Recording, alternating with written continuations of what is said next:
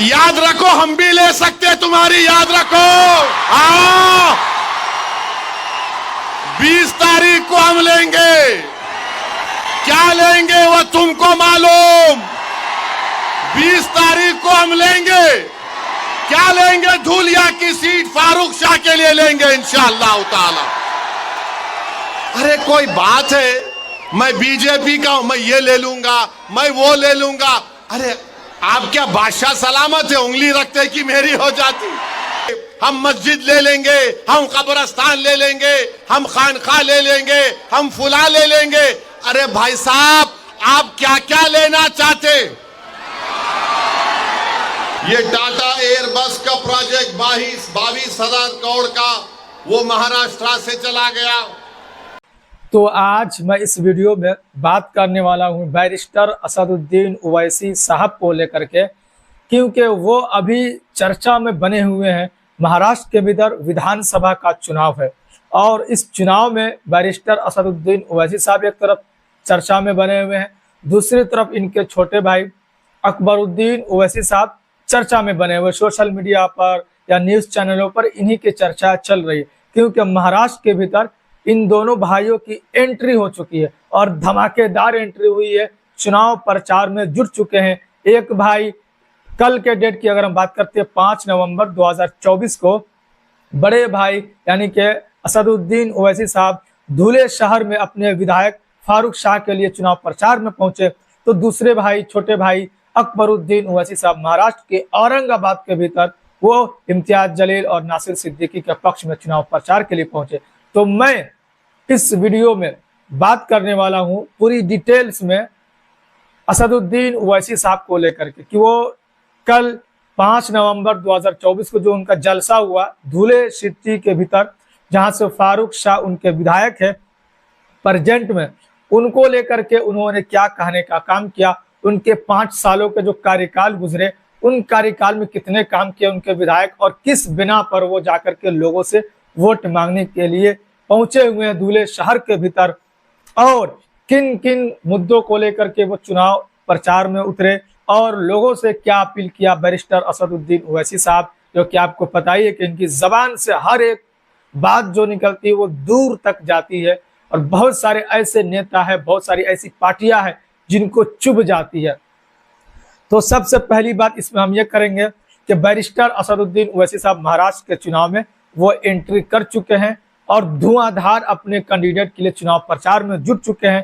पहली बार मतलब 2024 विधानसभा के चुनाव प्रचार के लिए कैंडिडेट फाइनल होने के बाद वो धुले शहर से अपना मतलब प्रोग्राम जो है वो शुरू किया, जलसा शुरू किया। अपने विधायक के फारूक शाह जो विधायक उनके AIMIM पार्टी के, उनके पक्ष में चुनाव प्रचार करने के लिए पहुंचे धुले शहर के भीतर।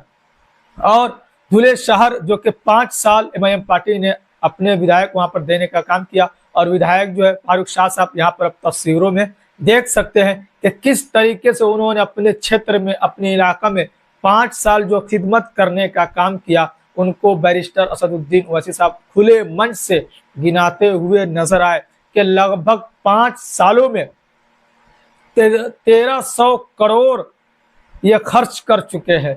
1300 करोड़ का ये काम अपने विधानसभा के भीतर करा चुके हैं। तो ये एक बहुत ही बड़ी उपलब्धि है फारूक शाह के लिए, AIMIM पार्टी के लिए और उनके विधायक के लिए, क्योंकि कहा जाता है कि जहां से AIMIM पार्टी के सांसद विधायक चुनकर आते हैं वो सिर्फ काम के बिना पर चुनकर आते हैं, और लोग उनको दोबारा मौका इसलिए फिर देते हैं क्योंकि वो बहुत अच्छे तरीके से वो काम कराते हुए नजर आते हैं। जो पैसे आते हैं फंड के रूप में उनका सही जगह इस्तेमाल किया जाता है। आप अलग अलग स्टेट में देखते होंगे जिस तरीके से तेलंगाना के भीतर हैदराबाद जो विधानसभा की सीट है, किस तरीके से अलग अलग विधायक जो चुन कर आते हैं वो किस तरीके से अपने क्षेत्र में मुस्तैदी के साथ लगे रहते हैं, जोश जुनून के साथ काम करते हुए नजर आते हैं।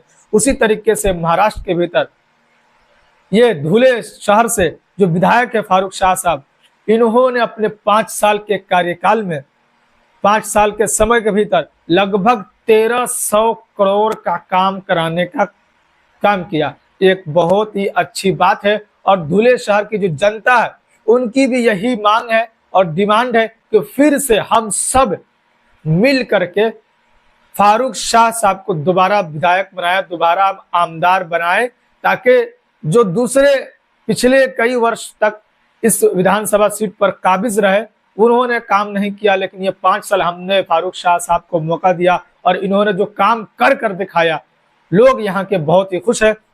इसी को लेकर के असदुद्दीन ओवैसी साहब अपने काम को गिनाते हुए नजर आए। और दूसरी बात, इन्होंने ये कहने का काम किया बैरिस्टर असदुद्दीन ओवैसी साहब कि मुंबई यानी महाराष्ट्र की अगर हम बात करते हैं तो इतनी बड़ी जनसंख्या है महाराष्ट्र के भीतर, मतलब हब कहा जाता है मुंबई को। सारे बड़े कारोबार जो है वो मुंबई के भीतर है। और महाराष्ट्र के भीतर से मतलब ऐसे ऐसे प्रोजेक्ट आए थे जिनको महाराष्ट्र से हटा करके गुजरात शिफ्ट कर दिया गया, महाराष्ट्र से अलग दूसरे स्टेट में शिफ्ट कर दिया गया। इनको भी लेकर के अभी जो महाराष्ट्र के भीतर सरकार है, शिंदे और फडणवीस की सरकार है, भाजपा और शिंदे की सरकार है, उनको लेकर भी घेरने का काम किया बैरिस्टर असदुद्दीन ओवैसी साहब ने। कि बहुत सारे ऐसे प्रोजेक्ट है जैसे कि महाराष्ट्र से बाहर चला गया, जैसे कि टाटा एयरबस प्रोजेक्ट भी वो गुजरात चला गया। उसके बाद से मेडिकल फॉक्सन जो प्रोजेक्ट है वो भी बाहर चला गया। ऐसे बहुत सारे प्रोजेक्ट है जो महाराष्ट्र का प्रोजेक्ट था, लेकिन वो महाराष्ट्र से निकल करके गुजरात शिफ्ट हो गया। क्यों? क्योंकि गुजरात मोदी जी और अमित शाह जी का ये गृह राज्य है। तो ये ऐसा क्यों किया जा रहा है? भाजपा की जब यहाँ भी सरकार है तो यहाँ उनको क्यों नहीं प्रोजेक्ट को किया जा रहा कि उनको महाराष्ट्र के प्रोजेक्ट को किसी और राज्य में क्यों भेजा जा रहा है?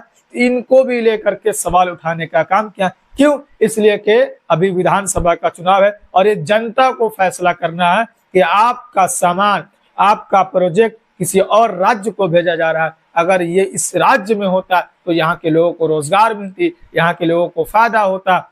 तो ऐसा क्यों किया जा रहा? ये भाजपा सरकार चाहती नहीं है कि गुजरात को छोड़ करके कोई और भी राज्य जो है जो डेवलप करे, वो तरक्की की ओर बढ़े। तो इसको भी लेकर के खुलकर खुले मंच से कहने का काम किया। और एक तरफ शिंदे सरकार को, फडणवीस को, उद्धव ठाकरे को, कांग्रेस को खुले मंच से घेरने का काम किया, क्योंकि ये सब एक ही थाली में है। क्योंकि अगर हम बात करते हैं तो इन सब को सिर्फ वोट चाहिए, विकास कोई नहीं कर पाता। इन्होंने बैरिस्टर असदुद्दीन ओवैसी साहब के अगर पूरे बयान को देखते हैं, निचोड़ देखते हैं, तो इन्होंने मराठा को लेकर भी बोलने का काम किया कि किस तरीके से मराठाओं को परेशान किया जा रहा है। मराठाओं के भीतर जो गरीब है, किसान है, वो आत्महत्या करने को मजबूर हो जा रहे हैं। बहुत सारे ऐसे किसान हैं जिन पर कर्ज है, उनकी कर्ज को माफी नहीं की जा रही, माफ नहीं किया जा रहा है, और वो मजबूरन वो गलत कदम उठाते हुए नजर आते रहते हैं।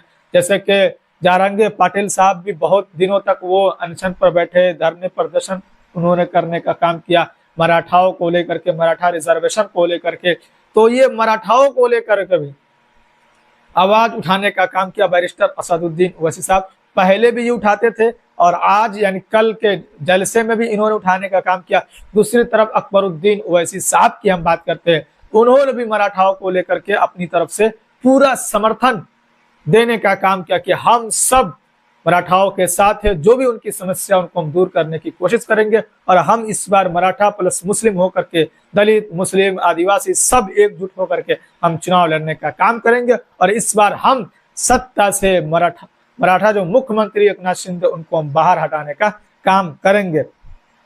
और जिस तरीके से महाराष्ट्र के भीतर इस बार एक इंडिया अलायंस है, महाविकास आघाड़ी, उनकी तरफ से जो धोखा देने का काम किया गया खासतौर से मुस्लिम समाज को, क्योंकि उनको वोट तो चाहिए 101% कि जितना हो सके उतना हमें वोट दे दो। लेकिन जब टिकट की देने की बारी आती, जब भागीदारी की बात आती है, तो फिर वो वोट उनको तो चाहिए, लेकिन अपने साथ ऐसे नेता नहीं होने चाहिए जो मुस्लिम समाज से आते हो। पूरे गठबंधन की तरफ से अगर हम बात करते हैं, 288 विधानसभा की महाराष्ट्र के भीतर कुल सीटें हैं, उनमें से मात्र महाविकास आघाड़ी की तरफ से सिर्फ 11 सीटें दी गई है। 8 सीट कांग्रेस की तरफ से, 2 सीट शरद पवार की तरफ से, 1 सीट शिंदे महाविकास आघाड़ी में जो शिवसेना है उद्धव बाला साहब ठाकरे की तरफ से, और समाजवादी पार्टी जो है वो अलग चुनाव लड़ रही है। वो 9 कैंडिडेट अपनी तरफ से देने का काम किया, लेकिन उन्होंने एक अपनी प्रत्याशी को मतलब नाम वापस लेने के लिए कहा और एक प्रत्याशी ने नाम वापस लिया। बाकी 8 प्रत्याशी अभी भी जमीन पर है, अभी भी वो चुनाव लड़ रहे हैं। तो एक तरीके से महाविकास आघाड़ी से वो समाजवादी पार्टी अलग है। तो इस तरीके से बैरिस्टर असदुद्दीन ओवैसी साहब हर मुद्दे को लेकर के चुनाव के बीच रखने का काम किया, चाहे वो वक्फ अमेंडमेंट बिल को लेकर के भी हो, 3 तलाक को लेकर के हो, और यूसीसी को लेकर के हो। उन्होंने मोदी को घेरने का काम किया कि अगर आप मोदी जी से पूछोगे कि ये काम क्यों नहीं हुआ, वो काम क्यों नहीं हुआ, तो आपको ये जवाब उधर से मिलेगा कि हम यूसीसी लाना चाहते हैं महाराष्ट्र के भीतर। आप अगर पूछोगे कि हमारे महाराष्ट्र के भीतर बेरोजगारी इतना क्यों है, तो वो बोलेंगे हम यूसीसी लाना चाहते हैं। अगर आप पूछोगे कि किसान आत्महत्या क्यों कर रहे, तो वो बोलेंगे हम यूसीसी लाना चाहते हैं। वो बोलेंगे हम वक्फ अमेंडमेंट बिल लाना चाहते हैं। तो उनकी जो राजनीति करने का जो तरीका है नरेंद्र मोदी जी का, वो अलग है। अगर आप कुछ और सवाल करोगे, उधर से कुछ और जवाब मिलेगा। तो ये महाराष्ट्र के भीतर एक साथ में बैरिस्टर असदुद्दीन ओवैसी साहब सबको लेकर के घेरने का काम किया। एक तरफ बीजेपी को, एक तरफ शरद पवार को जो अपोजिट में है बीजेपी के, और एक तरफ शिंदे को, और उसके अपोजिट में उद्धव ठाकरे है। और इसी तरीके से हर पार्टी को, क्योंकि हर पार्टी का सिर्फ एक ही मकसद है कि हम किसी न किसी तरीके से कुर्सी तक आसानी के साथ पहुंच जाए, उसके बाद फिर जो होगा देखा जाएगा। जैसे कि 5 साल की ये पिछली सरकार की हम बात करते हैं, तो 5 साल के भीतर 2 मुख्यमंत्री के तौर पर महाराष्ट्र को देखने को मिला। एक उद्धव बाला साहब ठाकरे मुख्यमंत्री रहे, और दूसरे जब पार्टी 2 भागों में बटी तो शिंदे मुख्यमंत्री बने। तो इस तरीके से महाराष्ट्र ने जो झेला है पिछले 5 सालों में, इस तरीके से इस मौका को देखते हुए, इस बात को देखते हुए आप इस तरीके से इस बार महाराष्ट्र के भीतर अपने विकास को देखते हुए कि 5 सालों में महाराष्ट्र के भीतर कितना विकास हुआ है, कितना कौन विकास करने का काम किया, उनको विधानसभा के भीतर पहुंचाने का काम करे। जिस तरीके से धुले शहर से फारूक शाह साहब ने अपनी जनता की खिदमत में लगे थे, जितना उनसे हो सकता था लगभग 1300 करोड़ का काम कराने का कोशिश किया, और कराया भी अपने विधानसभा धुले सिटी के भीतर।